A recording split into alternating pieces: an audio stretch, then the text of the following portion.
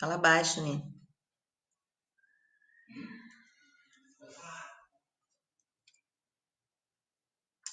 E dando continuidade aqui à nossa palavra, nos perdoe, mas caiu aqui.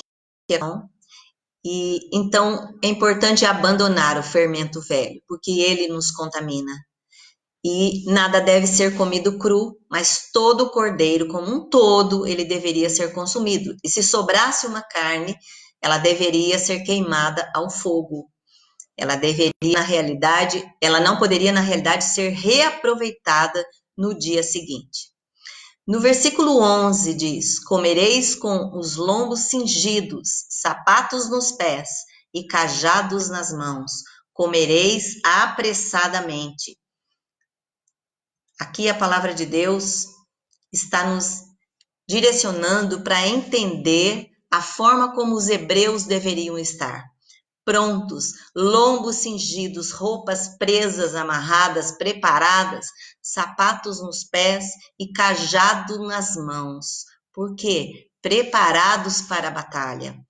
E eles deveriam comer vestidos para a viagem, preparados em segurança, prontos para o trabalho, prontos para guerrear, prontos para uma longa viagem que eles certamente viriam a ter. Para o cristão, a morte de Cristo significa um sacrifício vivo de Jesus pelos pecados da humanidade. Agora sim, nós vamos passar para o nosso texto base, que é o texto do capítulo 12 ainda, Êxodo 12, 12 e 13, que diz o seguinte: E eu passarei pela terra do Egito esta noite, e ferirei todo o primogênito na terra do Egito, desde os homens até os animais, e em todos os deuses do Egito farei juízos. Eu sou o Senhor. Então, o Senhor falando ali, o Senhor dando uma orientação ali ao povo hebreu, que eles deveriam estar preparados, porque o anjo da morte estaria passando. E as casas onde não tivessem a marca do sangue do cordeiro nas portas, ali o primogênito morreria. E essa passagem do anjo da morte é que cita a Páscoa como, em hebraico, Pessá, ou passar, que é a passagem sobre, o passar por cima. E no versículo 13, e aquele sangue vos será por sinal nas casas em que estiverdes. Vendo eu sangue, passarei por cima de vós, e não haverá entre vós praga de mortandade, quando eu ferir a terra do Egito. A celebração da Páscoa destinava-se a lembrar que foram poupados ali os hebreus que obedeceram à instrução do Senhor, os hebreus que estiveram atentos àquilo que o Senhor disse, ao comando do Senhor, quando eles receberam um comando para aspergir com o sangue do cordeiro os umbrais das portas. Por quê? Porque depois disso, certamente, foram mortos todos os primogênitos de toda a família, sem o sinal do sangue nas portas. Importante refletir sobre isso, ouvir a voz de Deus, ouvir atentamente a voz de Deus, a instrução dele, a orientação do Senhor. Nós estamos vivendo um tempo de grandes dificuldades hoje, de grande deserto, mas, queridos, tenho certeza que em nenhum momento das nossas vidas o Senhor mais fala conosco do que no deserto. Em nenhum momento nós podemos ouvir com tanta clareza a voz de Deus quanto no deserto. Por quê? Porque ele é lugar de choro, de dor, de sequidão, de desespero, mas é onde o Senhor mais está conosco, nos sustentando. E aquele povo hebreu estava ali, pronto para atender a um comando do Senhor. O Senhor sempre poupou o povo hebreu, mas naquele momento o Senhor queria que o povo tomasse uma atitude. E a atitude que eles deveriam tomar era essa, de tomar, de pegar e sacrificar um cordeiro, de tirar esse sangue, de passar nos umbrais, antes de comer dessa carne. E que naquela noite as casas que estivessem marcadas com sangue certamente seriam poupados os primogênitos, porque o sangue daquele cordeiro foi dado em troca do sangue dos primogênitos de cada família. A Páscoa era o feriado que celebrava a libertação de Israel do Egito. Por causa do sangue do cordeiro na Páscoa, Deus passou por cima dos hebreus. E por causa do sangue de Cristo que foi derramado pelas nossas vidas, o Senhor passa por cima de todos aqueles que creem nele. Aleluia. É importante nos lembrarmos disso. O Senhor não morreu em vão. O Senhor morreu com um propósito, ele se doou com um grande propósito de salvar a humanidade. A Páscoa, na realidade, era um pacto entre Deus e Israel, entre Deus e o povo de Israel. E o significado da Páscoa é a comunhão e celebração da igreja em torno do Cordeiro. Olha como é bom falar sobre isso agora. Comunhão e celebração da igreja em torno do Cordeiro.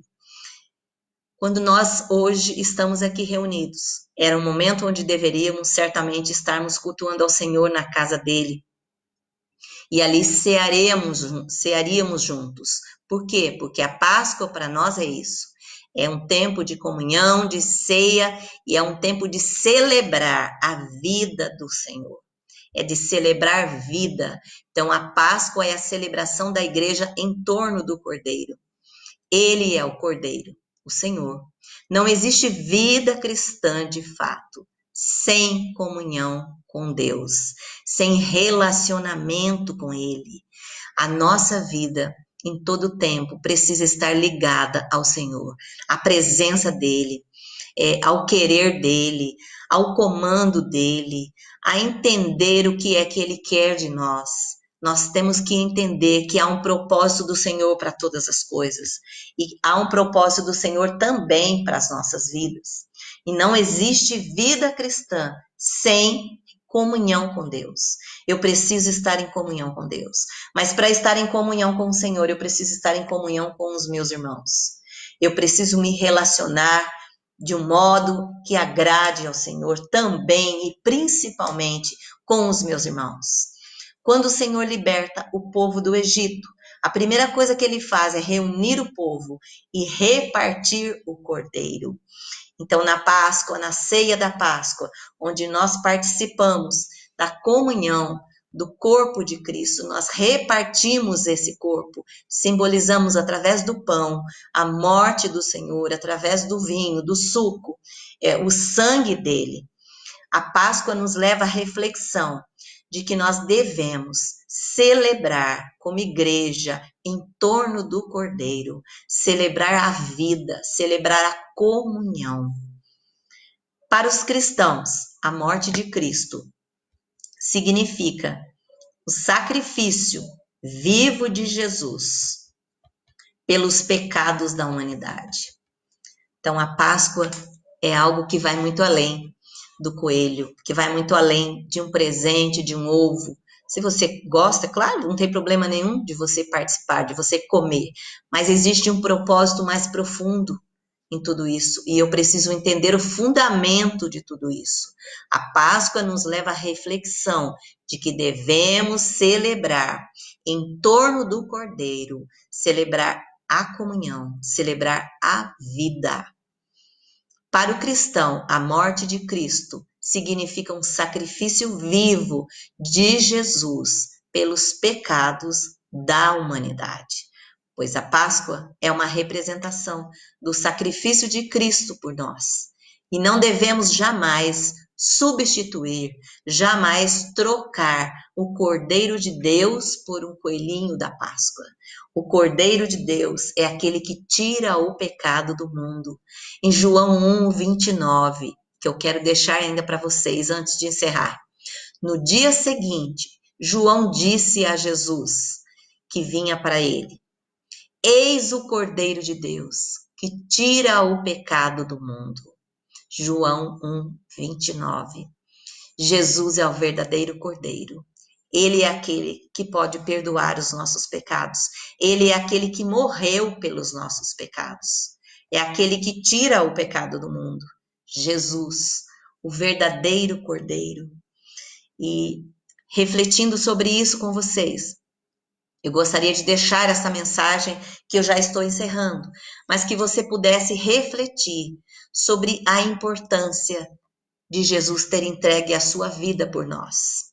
A importância de Jesus ter doado da sua vida por nós. Jesus é o verdadeiro Cordeiro.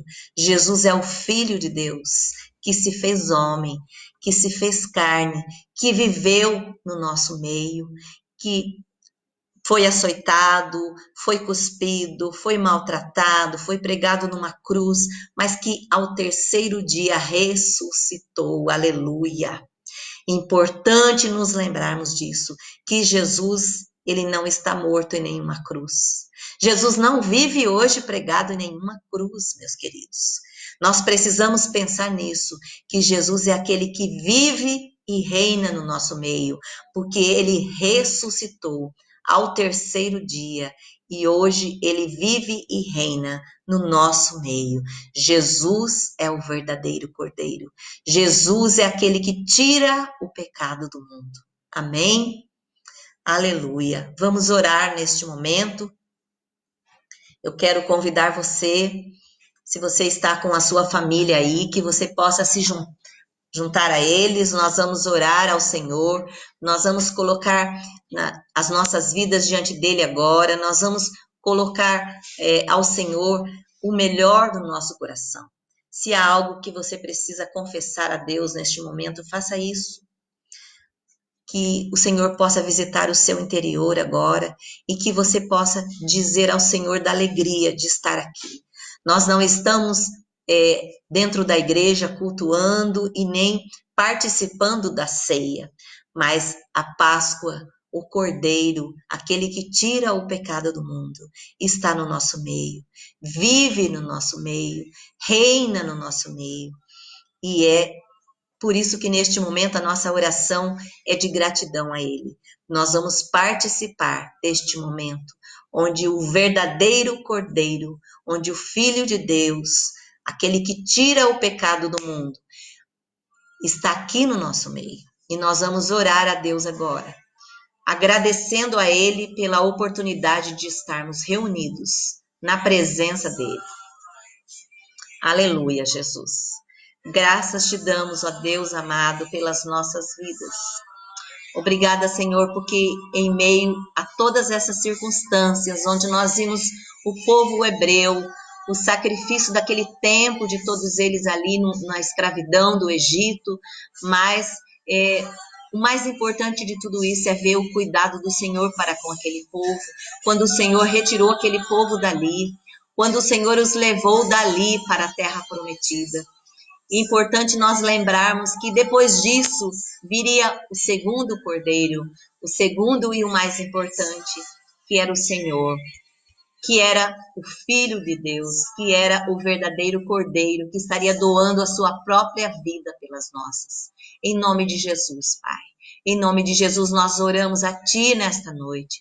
Pedimos, Espírito Santo de Deus, toma as nossas vidas neste momento. Que o Senhor venha sondando os corações de cada um de nós. Ó Pai, se há alguém que está com o coração contaminado nesse dia, que voltou para o velho fermento, que a massa foi levedada, que o interior está contaminado por conta de palavras ditas, de sentimentos que adoeceu o seu coração, em nome de Jesus eu te peço. Oh Deus maravilhoso, Deus poderoso, toma, Senhor, cada coração nesta noite. Alcança, Senhor Jesus, a cada vida. Venha, ó Pai, passando sobre cada um agora. Assim como o Senhor guardou aquele povo hebreu, guardou o primogênito em cada lar. Que o Senhor possa tomar os corações aflitos por tempo, por momentos onde nós estamos vivendo essa enfermidade do coronavírus. Que o Senhor possa trazer paz aos corações, refrigério aos corações, que esse tempo de estar em quarentena seja um tempo de reflexão na sua palavra, um tempo de conserto dentro das famílias, um tempo de renovo, um tempo onde a paz do Senhor, que excede todo o entendimento, esteja dentro de cada vida, dentro de cada lar. Assim nós oramos nesta noite e te pedimos, Espírito Santo de Deus, guarda, Senhor, cada lar, guarda, Senhor, cada família, em nome de Jesus, em nome de Jesus. Aleluia, aleluia, Jesus. Graças te damos, Senhor. Obrigada, Deus amado, pela sua presença, Senhor. Te agradecemos, ó Deus, por tudo aquilo que o Senhor fez, por tudo aquilo que o Senhor ainda há de fazer nas nossas vidas. E que o Espírito Santo venha sobre nós. E que ele venha agir com poder.